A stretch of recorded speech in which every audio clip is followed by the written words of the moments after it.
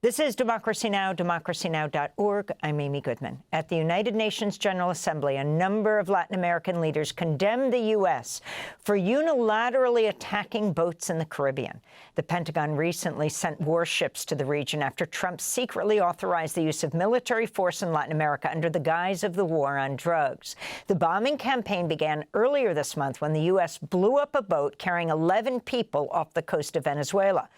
President Trump claimed the boat was carrying drugs from Venezuela, but offered no proof of the claim. A number of experts believe, looking at the video, that the boat passengers may have been migrants. This is Colombian President Gustavo Petro addressing the United Nations. The young people killed by missiles in the Caribbean did not belong to the Tren de Aragua gang. Perhaps nobody here even knows their names, nor to Hamas.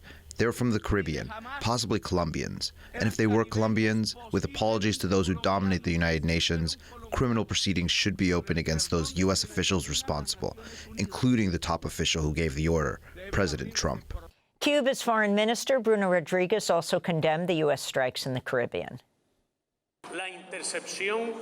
The interception and destruction of boats, the extrajudicial killing of civilians, the interception of fishing vessels and aggressive actions by the United States in the Eastern Caribbean create a dangerous situation that threatens regional peace and security.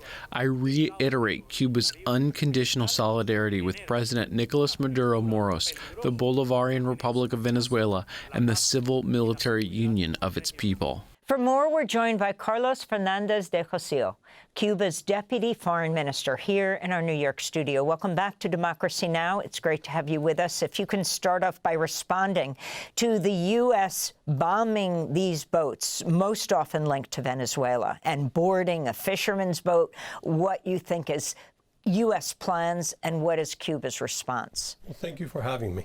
We believe that the whole military presence in the Southern Caribbean, extraordinary and extravagant in our opinion, is a threat to Venezuela and to the countries of the region.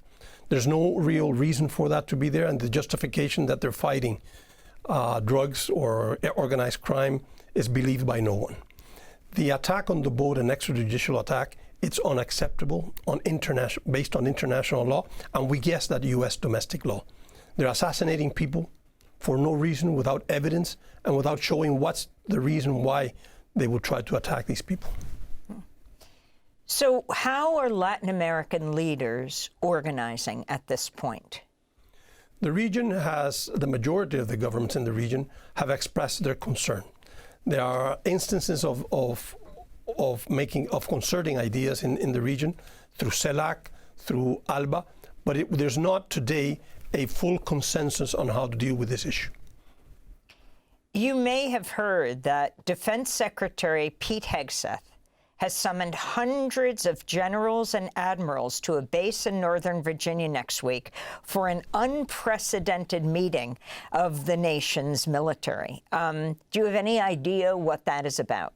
We have seen that the politicians and the public in general in the United States is questioning what's the reason for this, and we're following it. Truly, we don't see a reason. It could be of a domestic nature, or it could be the attempt of doing something outside of the United States.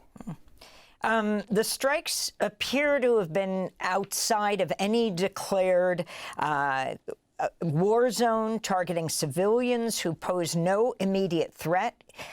Legal experts say such extrajudicial killings violate both U.S. and international law. Very interestingly, there are Republicans as well as Democrats who have condemned what President Trump is doing. We just heard Gustavo Petro. He has called for criminal proceedings against the Trump administration over the military strikes in Venezuela.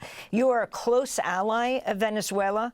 Nicolás Maduro has offered attempted diplomacy. The White House said it has dismissed an office from Maduro to engage in direct talks with President Trump aimed at de-escalating the U.S.-Venezuela relationship. What do you think has to happen now? I believe there has to be a responsible attitude from the United States. In the case of Cuba, any aggression or any threat of aggression to any Latin American or Caribbean nation will, of course, will imply that we have full solidarity with a nation under threat or under aggression. We believe that the international community should send a clear message, not only Latin America and the Caribbean, to the US, that violating international law, carrying out aggressions and threats of aggression goes against the UN Charter and against the principles with which the international community should live. I want to ask you about another issue that came up this week. President Trump held a news conference at the White House promoting the unproven claims that the common painkiller Tylenol causes autism in children if taken during pregnancy. So why would I be asking you about this? You're not a doctor and you're not from the United States. But during his comments, President Trump brought up Cuba. There are parts of the world that don't take Tylenol. I mean, there's a rumor, and I don't know if it's so or not, that Cuba, they don't have Tylenol because they don't have the money for Tylenol, and they have virtually no autism, okay? Tell me about that one. Is this true, though?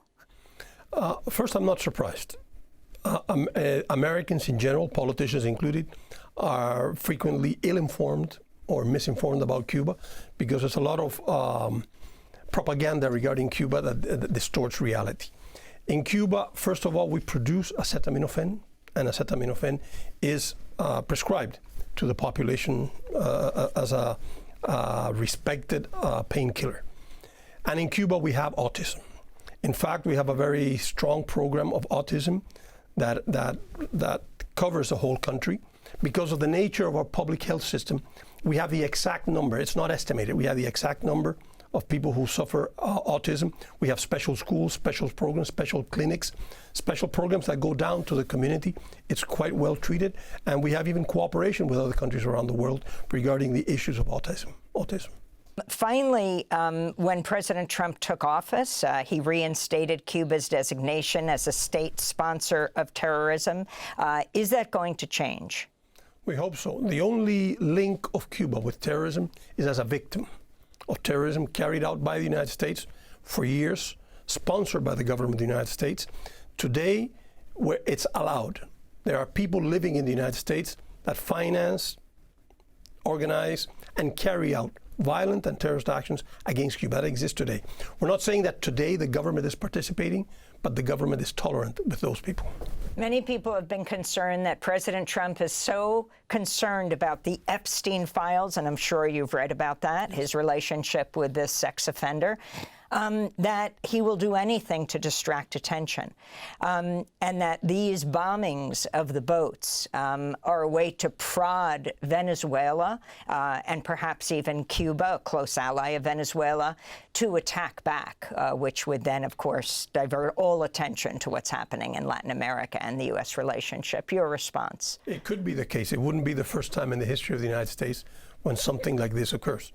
And we do understand, as I said at the beginning, that the current military presence in the Southern Caribbean is totally unjustified. It's extravagant and it's extraordinary, and it's threatening to the people of the region. Thanks for watching Democracy Now! On YouTube. Subscribe to the channel and turn on notifications to make sure you never miss a video. And for more of our audience-supported journalism, go to democracynow.org, where you can download our news app, sign up for our newsletter, subscribe to the daily podcast, and so much more.